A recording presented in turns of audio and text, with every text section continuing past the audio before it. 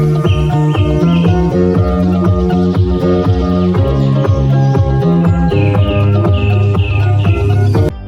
guys, this is Dr. Hub. Now we look at the adrenocortical insufficiency, and we are focusing on the causes. So under the primary adrenal insufficiency, this includes the anatomical destruction, and anatomical destruction, this is of the gland. Next, there is also autoimmune. So autoimmune is basically the Addison's disease,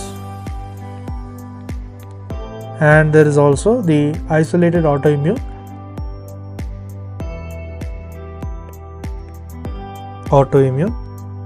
This is the adrenalitis. This is polygenic. Next, it also includes the infections. Infections such as the HIV, the TB, as well as the fungi. Next, there is involvement of the surgical removal.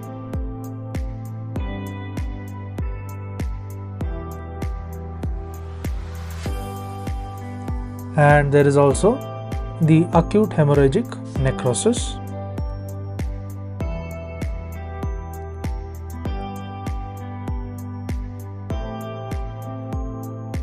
So this involves the Waterhouse Friedreich syndrome.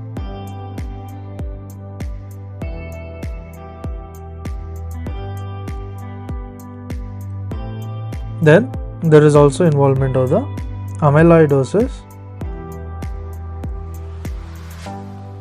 Next, the sarcoidosis, as well as the hemochromatosis.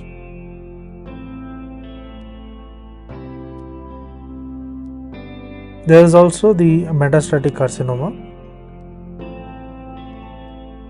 the cytotoxic agents, and this involves the mitotain.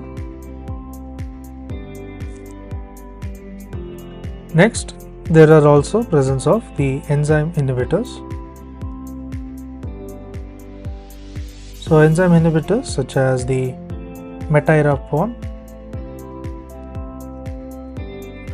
and the ketoconazole.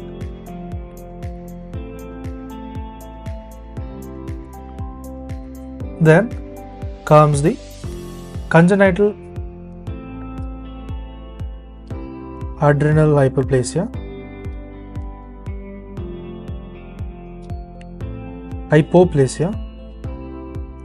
and there is also the autoimmune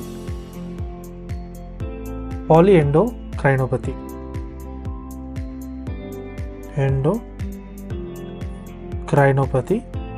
And this is syndrome 1, type 1.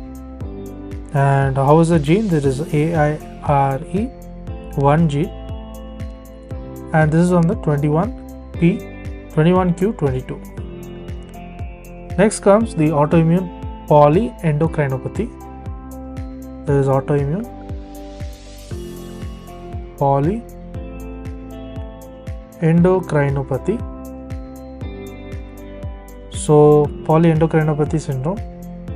So this involves the type 2.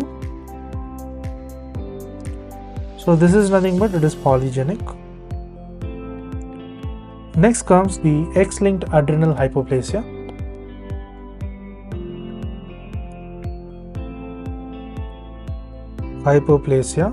So this involves the DAX, the DAX1 gene, and this is present in the XP21. Then there is also the adrenoleukodystrophy, and this is nothing but the ALD on the XQ28. Next, we look at the secondary adrenal insufficiency. So second genital insufficiency, there is hypopituitarism, and this is due to the hypothalamic or the pituitary disease. So due to the hypothalamic and the pituitary disease. So this involves the neoplasm. There is also the infiltration, that is a sarcoidosis, as well as presence of infection. So infection involves the TB, there is also the pyogenic, and next comes the fungal. Next we move on to the suppression of the HP axis.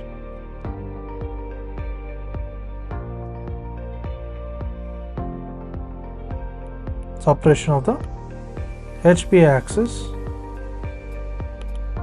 So this is by the endogenous steroids from the tumor.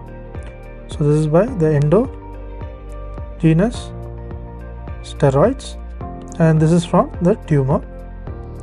And then comes the exogenous, this exogenous steroids as well.